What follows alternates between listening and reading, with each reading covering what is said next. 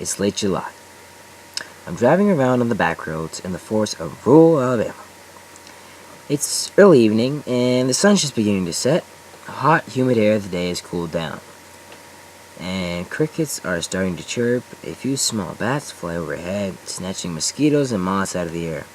My windows are rolled down as I'm enjoying the fresh air as my truck meanders down the crumbling asphalt road. I like taking these drives. They relax me, and I have time to think.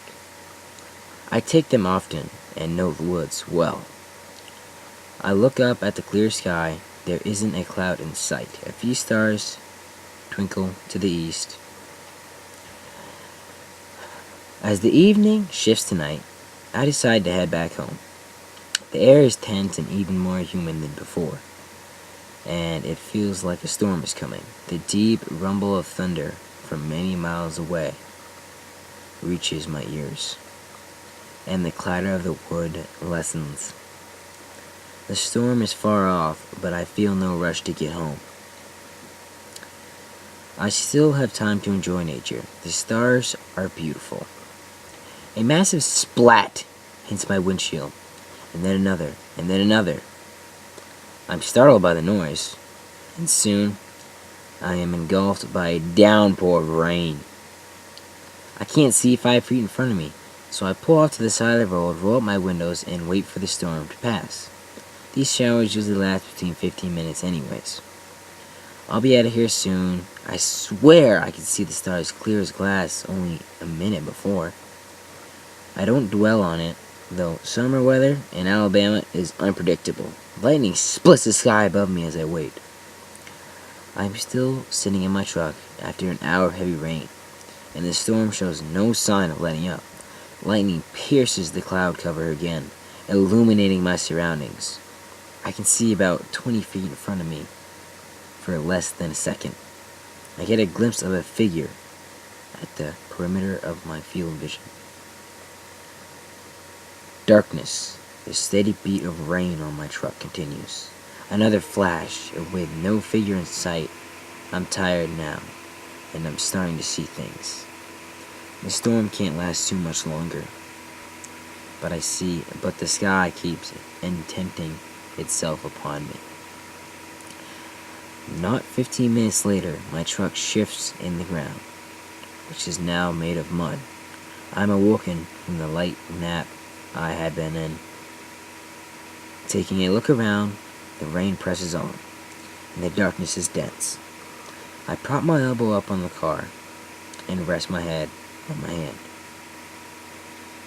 planning to try and get some more sleep. The car was just sitting there in the newly softened ground. It is impossible to see the sky. The bed of my truck dips and slams into the ground.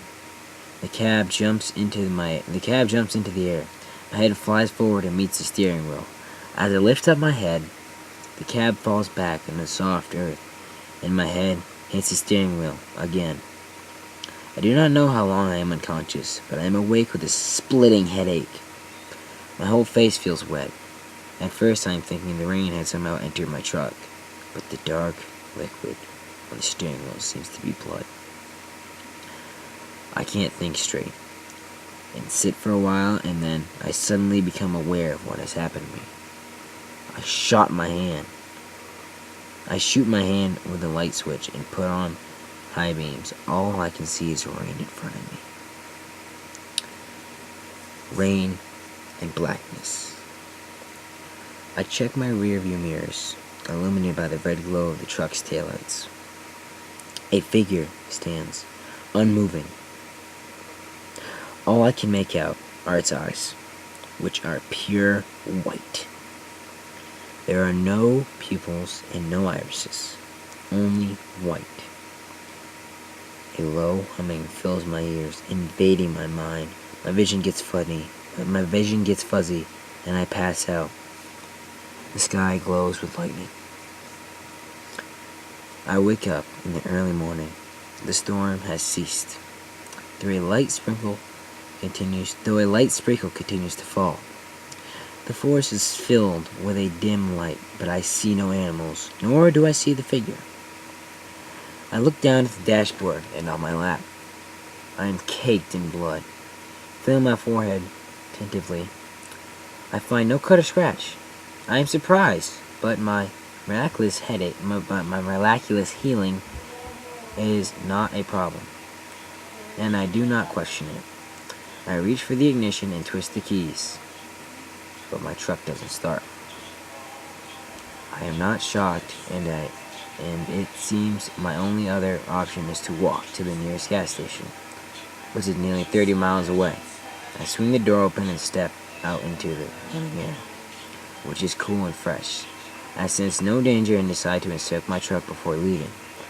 My front tires are both flat and are nearly buried in the mud, while the back half of the vehicle is bent inwards.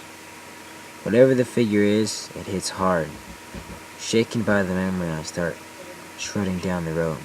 My head still hurts, but I continue on in the rain. Gray clouds roll across the sky overhead. It is lighter now, and the rain has turned into a mist. I have walked a mile or so from my car, and I am standing in front of a deer. It is lying on its side, and its organs are strewn across the road.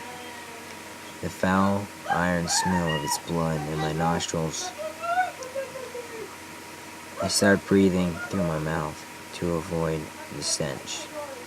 At first it appears to be roadkill, but I see no glass scraps from the collision with the car, and no other part of the deer is damaged except for the torso, save for the eyes, which are pure white. I squat to get a better look at the deer. It seems to have been ripped open, and only from one side, which all the organs were removed. Then I notice something and fall back onto the ground. Splashing in the pool of blood around the animal, it's his heart, and it's beating. I can see the rhythmic jerking of the muscle. I do my best to stand up and step back, and the dread fills me to the core.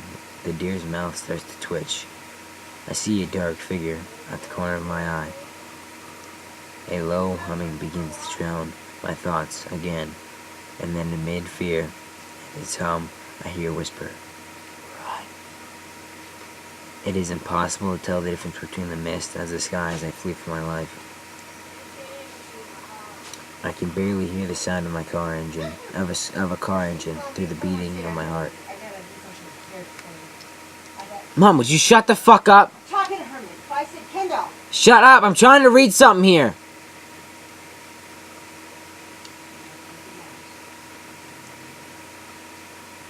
The drowning of the hum. I hear someone shouting at me from behind, asking if I'm okay, asking if I need a ride. I turn around, still moving to see who is yelling. A large truck with dark tinted windows is following close behind me. I cannot see the driver. I stop and run towards the vehicle with a friendly voice asking me if everything is alright. As I near the window, that is when the stench hits me. The smell of blood slams into me, causing me to stop in my tracks.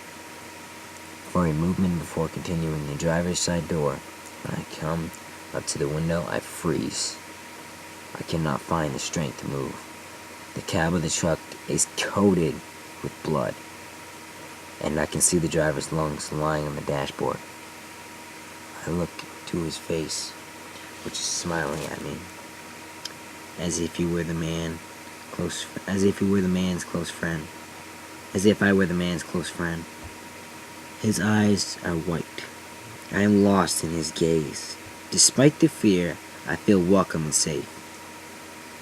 I begin to walk around the car and get in the passenger seat, while I see the figure standing on the other side of the truck. Its white eyes feel like they're tearing me apart, but I manage to run. I run, and I keep on running. I run till I finally see that gas station. I do not know how I managed to run so far and so fast, but all I can think now is about getting help from another human being. As I enter the gas station, thunder rumbles across the sky above me. Hello, welcome to Gas Central. Beautiful weather out there today. Hope you're having a great day under this wonderful clear sky. Let me know if you need anything. I look over to see a woman greeting me from behind the counter, and rush over to tell her my story and call the police. As I explain what happened, her smile disappears and her eyes fog over till they are as white as a bone. She steps back and stares at me and gives me a deep sigh.